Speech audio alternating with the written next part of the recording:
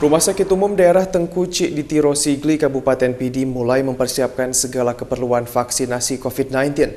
Persiapan tersebut dimulai dengan melakukan simulasi penyuntikan vaksin yang nantinya akan didistribusikan kepada masyarakat di Kabupaten Pidi.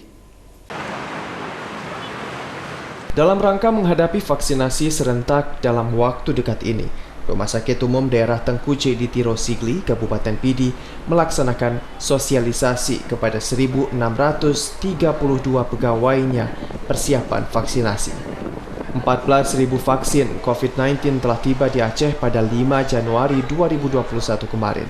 Direktur Rumah Sakit Umum Daerah Tengku Cik di Tiro Sigli, Dr. Muhammad Yasir menyebutkan, dari 1.632 pegawai rumah sakit, sekitar 70% sudah mendapatkan sosialisasi terkait vaksinasi COVID-19 dan mereka menyambut dengan positif.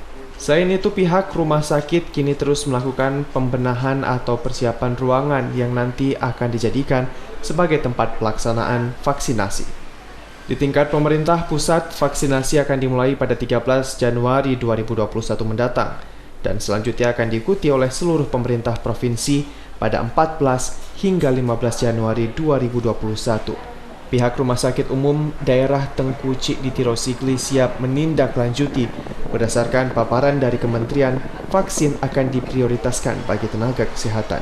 Untuk di Rumah Sakit Tengku Cik di Tiro ini, kita sudah melakukan sosialisasi kepada seluruh karyawan kita bahwa kita persiapan untuk menerima vaksin tersebut adalah untuk petugas kesehatan, terutama di rumah sakit.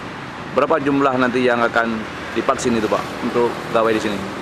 Ya, untuk pegawai di sini vaksinasinya dilakukan secara bertahap dan kita mendapat arahan dari Dinas Kesehatan nanti secara bertahap mungkin sekitar 1.600 pegawai kita. Dari Kabupaten Pidi, Jamal Pangwa, iNews melaporkan.